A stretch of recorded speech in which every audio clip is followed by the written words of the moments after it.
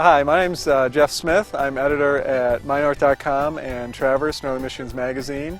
And I want to welcome you to our Outdoors 101 series where we try to cover a lot of really basic outdoor skills to help people get what they need to go out and enjoy themselves easily and comfortably outdoors. And so today we're going to talk about how to build a fire, one of the most essential, primitive, ancient outdoor skills ever. Okay, so we're in the woods here, a beautiful forest. There happens to be a lot of deadfall, and so one of our first chores obviously is to just kind of get what we need to build a fire.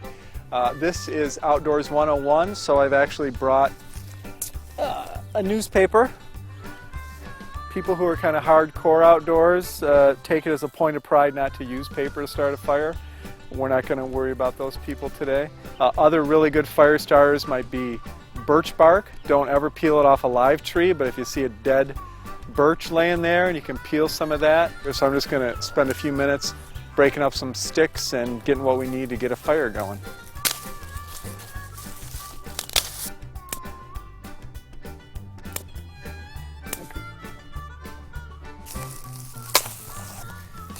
Obviously, I broke that all by hand. I did bring a little saw, folding saw.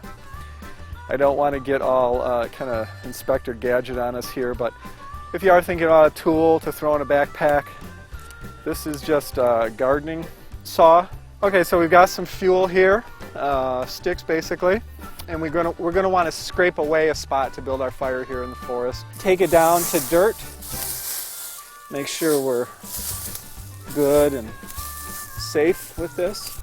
Birds came first and they built birds' nests. Native Americans came and they built teepees. And then Europeans came and they built log cabins. And my fire starting strategy is kind of built around that idea. The reason I say bird's nest is it's got to look messy and it's got to look like there's enough there to have some kind of critical mass to get it started. So we kind of want something messy like that. And then around that, we're just going to build a little teepee. So when the fire starts reaching up, it'll have something to tie into as far as additional fuel. And we want to move along to something that's a little bigger and burns slower. So there we have our bird nest surrounded by our teepee. And then we will have our cabin. Leaving some space in here. We're getting some good airflow between these sticks.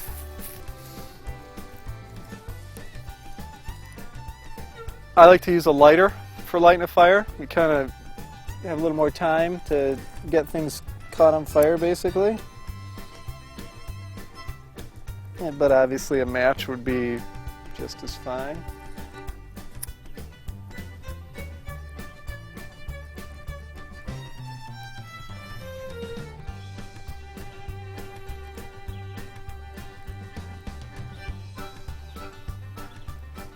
And as it's kind of reaching up, it's finding additional fuel.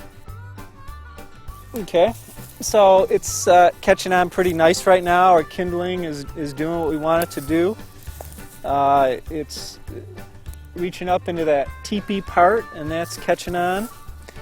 And this has only been probably, I don't know, maybe a minute since we lit it, a couple minutes. We got a little bit of a wind here that's bringing in some oxygen. Scrape it back just a little bit more.